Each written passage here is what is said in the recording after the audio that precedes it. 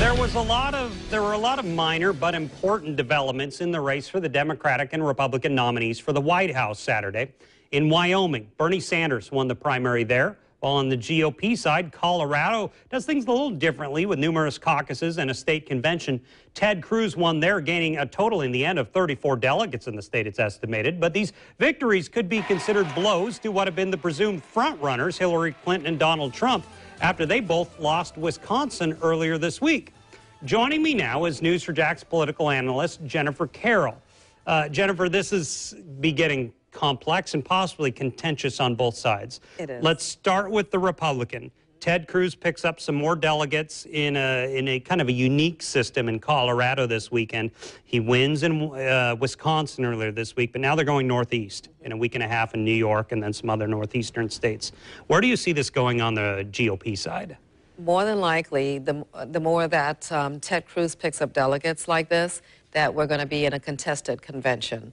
And Donald Trump hasn't had the ground game that Ted Cruz has had in going out and capturing these delegates, with being a stealth campaign going on along with the primary campaign. So now Donald Trump is waking up to say, wait a minute, I didn't realize that I just don't have to get votes to get delegates. I have to go out there and woo them as well to get delegates. So he's starting a bit late in the game to have that captured. Now, he's made some campaign changes. He's hired some people to handle this. Do you think it's too late for him, or can they start to woo some of these delegates from the different states? They really need to hustle and do it. It's not too late, but depending on how their ground game goes in these other states that's coming up with these caucuses, and then these the delegates that are unbound, those delegates they need to start going after as well, because those unbound delegates, hundreds of them, could make the difference if Donald Trump comes up short, like 50 delegates short. A hypothetical, if Trump wins New York big, which he's expected maybe to do, and then does well in a lot of these northeastern states over the next month, do you think that helps him, or do you think he's still having trouble in this delegate math? It would help him if he wins California. Okay. California is a big prize. That's June 7th, yeah. Exactly, and nothing is going to really be determined until California. I want to move to the Democratic side. Bernie Sanders, I think it's 8 of 9 of the last states. While he's not making it up in superdelegates or delegate math, do you think he has a shot here? I mean, he's won a lot in a row.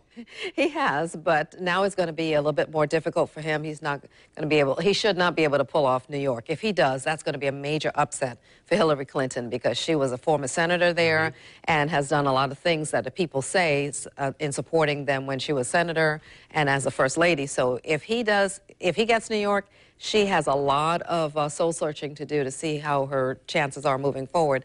But I don't think he's going to really be the nominee. The party would not let that happen. Now, that race has become a little more testy. I think Sanders said something along the lines of she's not qualified. He made that comment earlier this week. Do you expect the possibility of a contested convention on the Democratic side? No, not at all. They're not going to let that happen. But he's also walked that back. The Democrats are really showing the Republicans how to work and how to be civil in the political process, because although Hillary says, Bernie, you're not qualified, Bernie says, Hillary, you're not qualified, and then one asks both of them, are they each other qualified? They go, yeah, they're qualified. And on the Republican side, we have Republicans fighting Republicans, and particularly the front runner, and making it really hard for the voters to understand the noise that's happening. Is it real or is it Memorex? Jennifer Carroll, thank you very much. We will enjoy watching this as it goes along. We have about a week and a half until the next time voters cast their ballots in New York. The state votes a week from Tuesday. Donald Trump has been polling quite well in the state, as has Hillary Clinton, although a few polls on the Democratic side do show a tightening race.